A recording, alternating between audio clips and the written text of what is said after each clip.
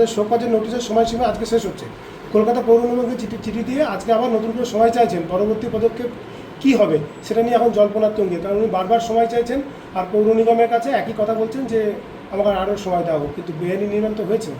দেখুন, বেআইনি নির্মাণ হয়েছে এবং তিনি তো প্রশ্নের উত্তর দিতে অভ্যস্ত নয়। লোকে তো এরকমও বলে স্কুলেও নাকি মাস্টারমশাইরা তাকে প্রশ্ন করতো না, ওনাকে বেঞ্চে থাকলে পরের জনকে প্রশ্ন করতো, ওকে বাদ দিয়ে করতো আর কি।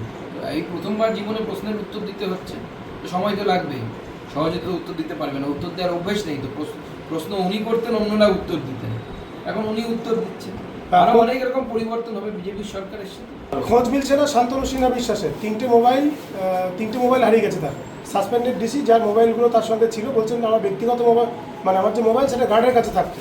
তিনটি কোনো মোবাইলে খোঁজ পাওয়া যাচ্ছে না। আশঙ্কা সিডির যে ইডির যে মোবাইলগুলো সব লোপাট করা হয়েছে। এখন এই মোবাইলের মধ্যেই তো আসল প্রাণভোমরা লুকিয়ে আছে। এই মোবাইল থেকে নির্দেশ যেত সিএবিতে কী হবে, এই মোবাইল থেকে নির্দেশ যেত যে কোন পুলিশের ট্রান্সফার হবে, কোন পুলিশের ট্রান্সফার হবে না, কোন এসপি কোথায় নিয়োগ হবে, তার নির্দেশ ওই শান্তনু সিনহা বিশ্বাসের মোবাইল থেকে যেত। তো স্বাভাবিকভাবে সেই মোবাইল তো অত সহজে খুঁজে পাওয়া যাবে না, কারণ ওই মোবাইল ওই তৃণমূলের প্রাক্তন বিধায়ক যেরকম পুকুরে ফেলে দিয়েছিল, এও সেরকম করে পুকুরের মধ্যেই মোবাইল ফেলেছে।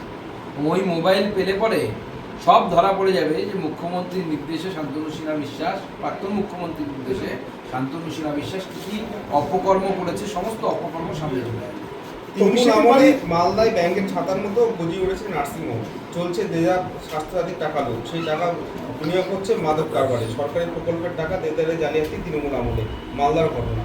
দেখুন, এই ধরনের ঘটনা আমরা এর আগেও দেখেছি যে স্বাস্থ্যসাথীকে নিয়ে বারবার এই ধরনের নার্সিংহোম, যে নার্সিংহোমগুলোর বেসিক ইনফ্রাস্ট্রাকচার পর্যন্ত নেই, অনেক নার্সিংহোম সেখানে দুর্নীতি করেছে স্বাস্থ্যসাথীর টাকা নিয়ে। এবং রুগীদের ধরুন কোনো একটা রোগ হয়েছে, তার যে প্রেসক্রাইব বিল বা যে পরিমাণ টাকা ওখানে বিল হওয়ার উচিত, তার থেকে আরও 4-5 রকমের বা 4-5 গুণ বেশি বিল দেখানো হয়েছে এবং একাধিক রোগকে সেখানে এন্ট্রি করানো হয়েছে। অর্থাৎ হয়েছে গল ব্লাডার স্টোন অপারেশন, কিন্তু গল ব্লাডারের সাথে আরও 2-3টে রোগের যুক্ত করে বিল করে এবং সেই টাকা সাইফন করার কিন্তু বহু নিদর্শন আমরা পেয়েছি। একটা যতদূর আমার মনে পড়ছে কলকাতা হাইকোর্টে এটা নিয়ে একটি রিট পিটিশনও হয়েছে। তো স্বাভাবিকভাবে সরকারি টাকা লুট করার চেষ্টা করা হয়েছে এবং তাতে তৃণমূল কংগ্রেসের নেতারা যুক্ত ছিল এর আগে। আমাদের সরকার এগুলো বরদাস্ত করবে না। আমরা প্রথম থেকেই স্পষ্ট করে দিতে চাই যে আমাদের সরকার, মাননীয় মুখ্যমন্ত্রী স্পষ্ট করে বলে দিয়েছেন যে সততার সাথে কাজ করতে হবে। আমরা প্রায় 6 কোটি লোককে আয়ুষ্মান ভারতের আওতায় আনছি। আগামী দিনে পশ্চিমবঙ্গের 6 কোটি মানুষ আয়ুষ্মান ভারতের আওতায় আসবে এবং তারা কেন্দ্র সরকারের সেই প্রকল্পের সুবিধে পাবে এবং স্বাস্থ্যসাথী দুটো যৌথভাবে, অর্থাৎ স্বাস্থ্যসাথীতে যারা এবং স্বাস্থ্যসাথী এবং আমাদের যে আয়ুষ্মান ভারত, এই দুটো একসাথে যুক্ত হয়ে যাবে। কলকাতার হেস্টিংসে একটা লাইট বাতিস্তম্ভ খুলে বাচ্চার মাথায় পড়ে বাচ্চাটা মারা গেছে। গাফিলতি কার এরকমভাবে বাতিস্তম্ভ যেটা রাস্তার পাশে থাকার কথা সেটা ভেঙে পড়ে যাচ্ছে এবং শিশু অত্যন্ত দুর্ভাগ্যজনক এই ঘটনা এবং আমরা শোকাহত। এই বাচ্চাটির জীবন গেল এইভাবে। অবশ্যই যে ডিপার্টমেন্টের তরফ থেকে কাজ করা হয়েছিল বা ইনস্টল করা হয়েছিল সেই বাতিস্তম্ভকে, তাদেরই গাফিলতি কোথাও হয়েছে বা মেনটেনেন্স যাদের করার কথা তারা সেইভাবে মেনটেনেন্স করেননি।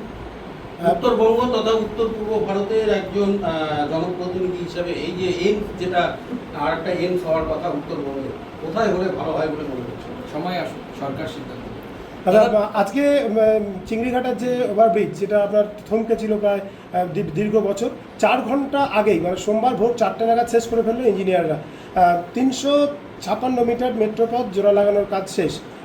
কি বলবেন, এতদিন বন্ধ ছিল? দেখুন, এতদিন এটাকে বন্ধ করে রাখা হয়েছিল, তার ফলে সাউথ থেকে প্রায় জোকা থেকে মানুষ এয়ারপোর্ট অবধি আসতে পারছিলেন না। পুরো সাউথ কলকাতার লোকেরা বঞ্চিত হয়েছে দিনের পর দিন। দেখলেন আপনারা নিজের চোখের সামনে যে মাত্র কত ঘন্টার কাজটা বাকি ছিল, মাত্র 300 মিটার 400 মিটার একটি পথ, রেলপথ। আজকে সেই কাজ সম্পূর্ণ হলো। এটাই হচ্ছে ডবল ইঞ্জিন সরকারের আনার সাফল্য, বাংলার মানুষের সাফল্য। এবং এর ফলে দক্ষিণ কলকাতার মানুষ সোজা ঝোকা থেকে শুরু করে এয়ারপোর্ট পর্যন্ত পৌঁছতে পারবে, যানজট কম হবে, মানুষের সাশ্রয় হবে। নচেত আপনারাও জানেন যে সাউথ কলকাতা থেকে এয়ারপোর্ট অবধি যদি কাউকে ওলা, উবের বা এমনি ট্যাক্সি, হলুদ ট্যাক্সি বা অন্য কোনো যাত্রী সাথী যাই বুক করতে হয়, কত টাকা খরচ হয়। সাধারণ মানুষের পক্ষে কিন্তু সেটা কিন্তু অনেকটাই টাকা।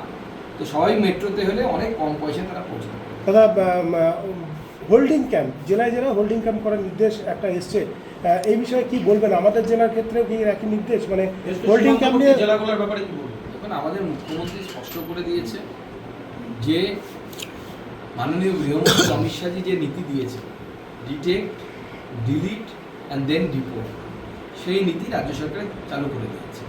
অর্থাৎ ডিটেকশন মানে ধরা হয়ে গেছে ভোটার লিস্টে কারা কারা বাংলাদেশি, কারা কারা সিএর আওতায় পড়ে না, তাদের নামের লিস্ট এসে গেছে, বা প্রতিনিয়ত নতুন ইনফিল্ট্রেশনও হওয়ার চান্স আছে, কারণ এখনও তো কাঁটাতারের বেলা সম্পূর্ণ হয়নি।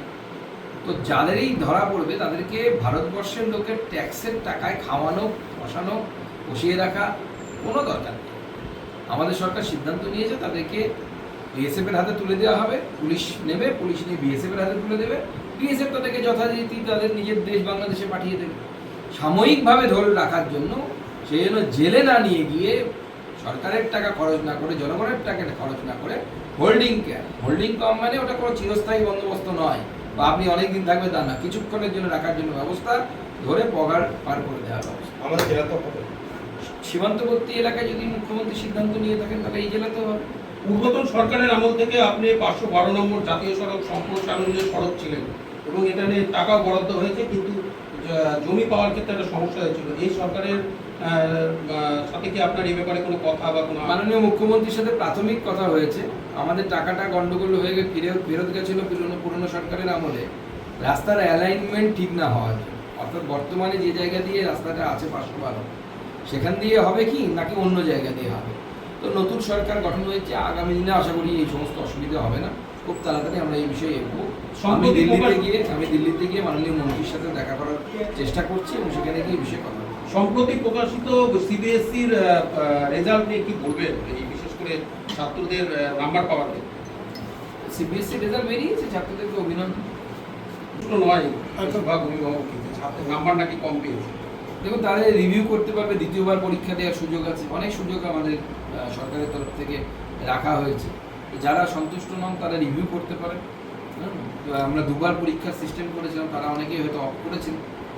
দাদা, রাজ চক্রবর্তী যখন বিধায়ক ছিলেন তখন টিটাগড়ে একাধিক মিল বিনে পয়সায় তিনি শুটিং করেছিলেন এবং আজকে টিটাগড় থানায় একটা অভিযোগও দায়ের হয়েছে রাজ চক্রবর্তীর বিরুদ্ধে।